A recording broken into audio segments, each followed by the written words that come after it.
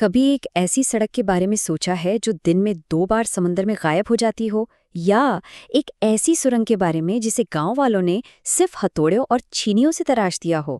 آج ہم دنیا کی کچھ ایسی عجیب و غریب اور خطرناک سڑکوں کا سفر کرنے والے ہیں۔ یہ سفر سنسنی خیز بھی ہوگا اور حیرت انگیز بھی۔ تو چلیں شروع کرتے ہیں۔ تو سوال یہ ہے کہ آخر وہ کیا چیز ہے جو کسی سڑک کو خطرناک بناتی ہے؟ کیا یہ صرف اونچائی اور تیز موڑ ہیں، یا اس میں کچھ اور بھی شامل ہے؟ آئیے اسی سوال کا جواب ڈھونڈتے ہیں۔ دیکھیے، ہم مختلف قسم کے خطرات پر نظر ڈالیں گے۔ کچھ سڑکیں تو ایسی ہیں جہاں بس سیدھی کھڑی چٹانیں ہیں، کوئی گارڈ ریل نہیں۔ کچھ انسانی انجینئرنگ کا ایسا نمونہ ہے کہ یقین نہیں آتا۔ کچھ قدرت کے رحم و کرم پر ہیں، اور ہاں، کچھ ایسی بھی ہیں جہاں خطرہ کسی اور نے نہیں بلکہ خود ہم انسانوں نے پیدا کیا ہے۔ تو آج کا ہمارا یہ سفر 4 حصوں میں بٹا ہوا ہے۔ سب سے پہلے ہم ان سڑکوں کو دیکھیں گے جو قدرتی آفات کا مقابلہ کرتی ہیں، پھر انجینئرنگ کی انتہا پر نظر ڈالیں گے، اس کے بعد ان راستوں کا ذکر کریں گے جو نظر کا دھوکہ ہیں، اور آخر میں انسانوں کی بنائی ہوئی بھول بھلائیوں کا جائزہ لیں گے۔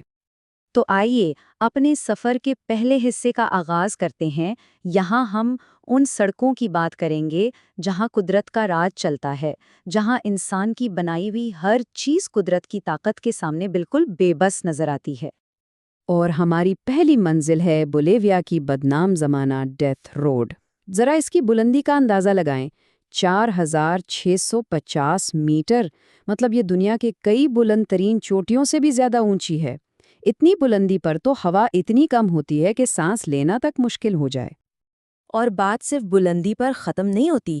سوچیں، یہ سڑک کچھ جگہوں پر صرف 3 میٹر چوڑی رہ جاتی ہے، یعنی ایک گاڑی بھی بمشکل گزر پائے، اور سائٹ پر کوئی حفاظتی جنگلہ کچھ بھی نہیں، بس ایک غلطی کی گنجائش، اور نیچے ہیں سینکڑوں فٹ گہری کھائی۔ یہی وجہ تھی کہ ماضی میں یہاں ہر سال سینکڑوں لوگ اپنی جان گنوا دیتے تھے، اور اسی لیے تو اسے موت کی سڑک کا نام ملا۔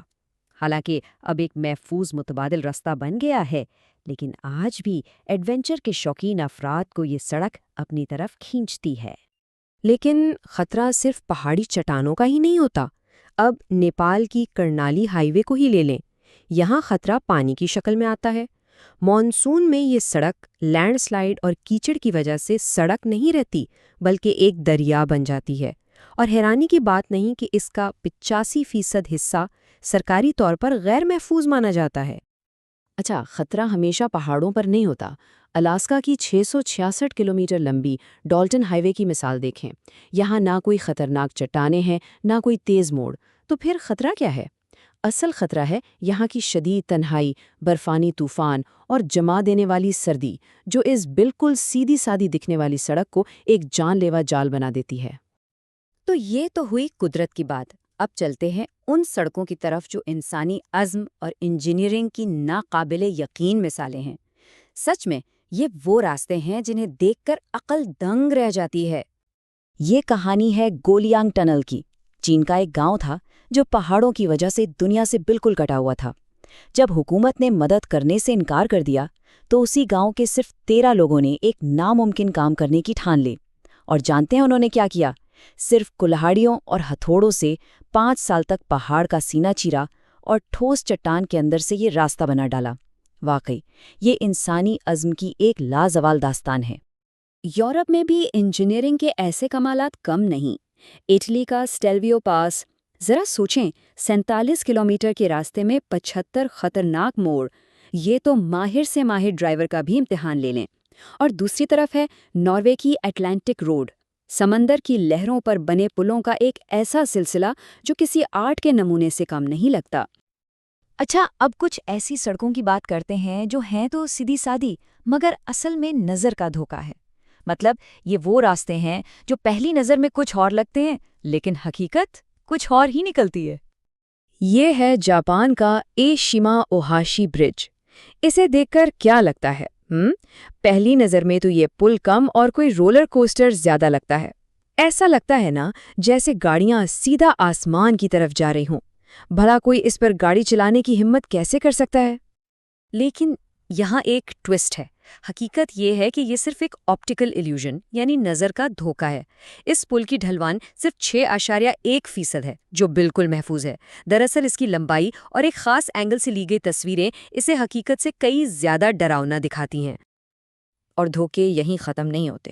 فرانس میں تو ایک ایسی سڑک ہے جو دن میں 2 بار سمندر کی لہروں کے نیچے پوری کی پوری غائب ہو جاتی ہے۔ اور چین کی یہ وائرل تصویر یاد ہے؟ اسے 50 لین ہائی وے کہا جاتا ہے، لیکن اصل میں یہ ایک ٹول پلازا کے پاس صرف 4 لین کی سڑک ہے جہاں چھٹیوں کے رش نے یہ حال کر دیا تھا۔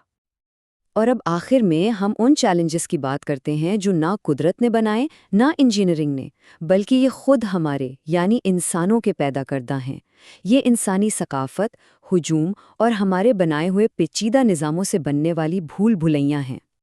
اس کی سب سے بہترین مثال ہے تھائی لینڈ کا میکلونگ ریلوے مارکیٹ۔ ذرا تصور کریں، ایک پورا کا پورا بازار چلتی ٹرین کی پٹریوں پر لگا ہوا ہے۔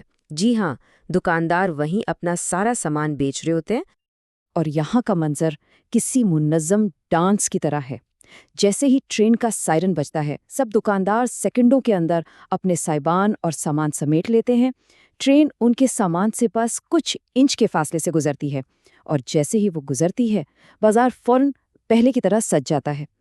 اور یہ سب دن میں 1-2 بار نہیں، پورے 8 بار ہوتا ہے۔ اور اگر کنٹرولڈ افراتفری کی بات کرنی ہے تو برطانیہ کا میجک راؤنڈ اباؤٹ دیکھیں۔ یہ ایک بڑے راؤنڈ اباؤٹ کے اندر 5 چھوٹے راؤنڈ اباؤٹس کا ایک جال ہے۔ پہلی نظر میں تو یہ کسی ڈراؤنے خواب جیسا لگتا ہے نا؟ لیکن یہ منظم افراتفری پچھلے 50 سال سے حیرت انگیز طور پر ٹریفک کو بالکل ٹھیک چلا رہی ہے۔ اور آخر میں انسانی ہجوم کا سب سے بڑا مظہر ویتنام کا ہو چی من شہر۔ یہاں لاکھوں سکوٹر سڑکوں پر ایسے بہتے ہیں جیسے کوئی نہ ختم ہونے والا دریا ہو۔ یہاں ٹریفک جام کوئی خبر نہیں بلکہ روزمرہ کی زندگی کا حصہ ہے۔ جیسا کہ وہاں کہا جاتا ہے، یہاں یہ ایک عام دن ہے۔ تو ہاتھ سے کھودی گئی سرنگوں سے لے کر سمندر کے نیچے غائب ہو جانے والی سڑکوں تک یہ سب کیا ظاہر کرتا ہے؟ یہ سڑکیں صرف کنکریٹ اور تارکول کے راستے نہیں ہیں، یہ انسانی ہمت، ہماری ذہانت اور کبھی کبھی ہماری بے وقوفی کی کہانیاں سناتی ہیں۔ یہ ہمیں یاد دلاتی ہیں کہ ہم اس سیارے پر اپنا راستہ بنانے کے لیے کس حد تک جا سکتے ہیں۔ اس بارے میں سوچنے کی ضرورت ہے کہ یہ انتہائیں انسانوں کے عزم اور دنیا کے ساتھ ہمارے تعلق کے بارے میں کیا بتاتی ہیں۔